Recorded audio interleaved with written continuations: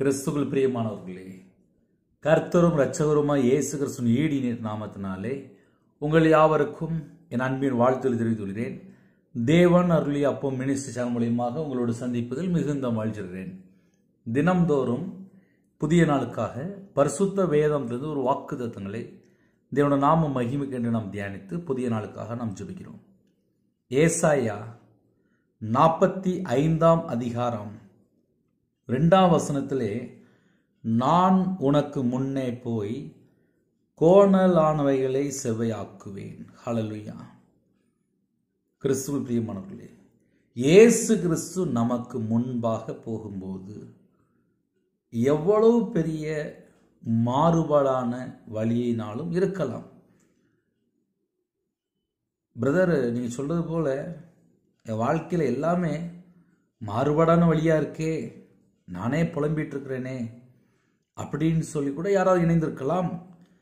இயேசு கிறிஸ்து நமக்கு முன்பாக போக வேண்டும். நான் உனக்கு முன்னே போய், நமக்கு முன்பாக இயேசு கிறிஸ்து போகணும். அவ்வளவுதான் இன்னைக்கு செய்தி. இன்னைக்கு செய்தி என்ன அப்படின்னா, நமக்கு முன்பாக இயேசு கிறிஸ்து போனால் அது எவ்வளவு பெரிய பிரச்சனைனாலும் இருக்கட்டுமே. சில குடும்பத்தில் வாக்குத்தத்தம் கேட்கும் போதே என் கூட ஆவியானவர் பேசுறாரு அப்படின்னு கூட நீங்க சொல்லுவீங்க.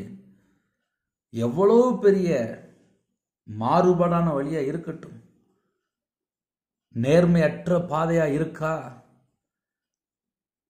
என்னை எல்லாரும் பல காரியத்தில் நான் நெருக்கப்பட்ட நிலைமையில இருக்கிறேன், நான் இக்கட்டான சூழ்நிலை இருக்கிறேன், எனக்கு என்ன செய்யன்னு தெரியல அப்படின்னு ஒருவேளை யாராவது இணைந்திருக்கிறீங்களா? கர்த்தர் சொல்கிறார், செவ்வையாக்குவேன், செவ்வையாக்குவேன் என்று எழுதப்பட்டிருக்கு. ஒன்றும் இல்லை, எல்லாருக்கும் தெரியும், ஒரு 2 வீலர் இல்லை ஒரு கார் பைபாஸில் போகும்போது நல்ல ஸ்பீடாக போவாங்க. காரணம் என்ன?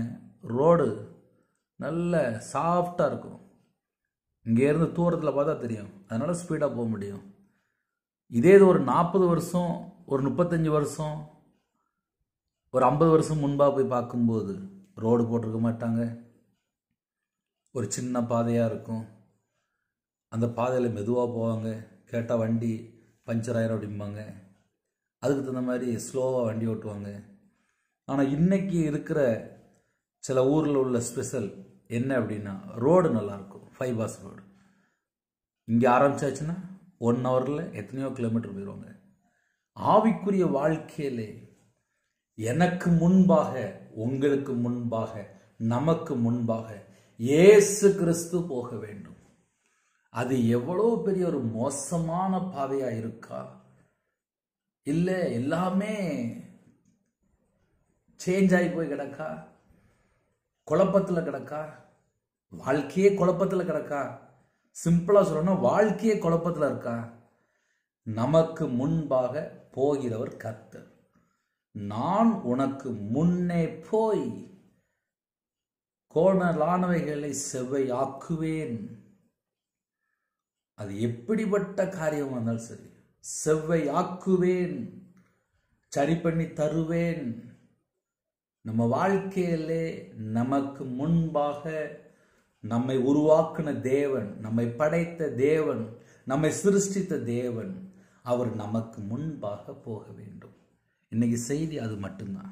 நான் மறுபடியும் சொல்றேன், நமக்கு முன்பாக இயேசு கிறிஸ்து புறப்பட்டு போகணும். அப்ப இன்னைக்குள்ள வாக்குத்தத்தம் என்ன தெரியுமா? எனக்கு முன்பாக நீங்க போறீங்கப்பா, எல்லா வழியும் செவ்வாய்ப்படுத்தி தரீங்கப்பா, அதுக்காக ஸ்தோத்திரம்ப்பா. என் வாழ்க்கையில் இத்தனை நாள் தடை இருந்துச்சு, ஆனா இன்னைக்கு நீங்க என் கூட பேசுறீங்க, அந்த தடையெல்லாம் நீங்க மாத்தி தர கிருபைக்காக ஸ்தோத்திரம். அப்படி சொல்லி நம்ம புதிய நாளுக்காக ஜெபிக்க போயிடும். அர்ப்பணிப்போமா? கண்கள் மூடி நாம் ஜெபம் செய்வோம். பரம பிதாவே, உம்மை நன்றியோடு துதிக்கிறோம் சொல்கிறோம்ப்பா. கர்த்தரா இயேசு ராஜாவே, உம்மை நன்றியோடு துதிக்கிறோம் சொல்கிறோம்ப்பா. எங்களுக்குள்ள வாசம் பண்ணிற பரிசுத்த ஆவியானவர், உம்மை நன்றியோடு துதிக்கிறோம் சொல்கிறோம்ப்பா.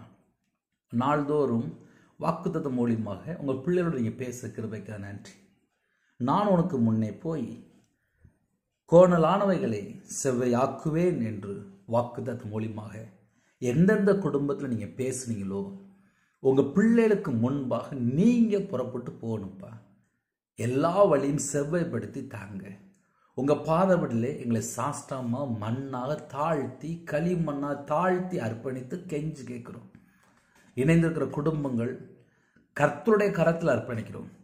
பிதா குமாரன் பரிசுத்த நாமத்தில் முத்திரை போடப்படட்டும். யாரெல்லாம் அர்ப்பணிக்கிறாங்களோ ஜெப விஷயம் தாங்க, தியானிக்கிற விஷயம் தாங்க, துதிக்கிற விஷயம் தாங்க.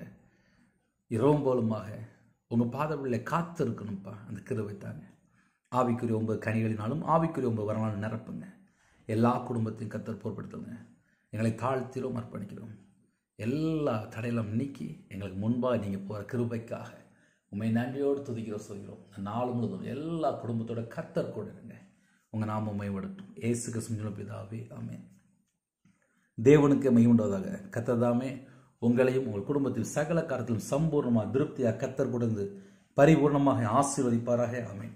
கர்த்தராகிய இயேசு கிறிஸ்துவின் கிருபையும் பிதாவாகிய அன்பும் பரிசுத்தருடைய ஐக்கியமும் இப்பொழுதும் எப்பொழுது சதா காலங்களிலும் நம் மனைவி கொடுப்பதாக. ஆமென். கிறிஸ்துவ பிரியமானவர்களே, 9363064181 என்ற நம்பர் தொடர்பு கொண்டால் நாங்கள் உங்களுக்காக குடும்பத்துக்கு ஜெபிப்போம். எனக்காக டெய்லி ஒரு நிமிடமாக ஜெபித்துக் கொள்ளுங்கள். கர்த்தர் குடும்பத்தை ஆசீர்வதிப்பார். God bless you. Thanks for watching. Please subscribe our channel. Click the like and share. Click the bell. God bless you.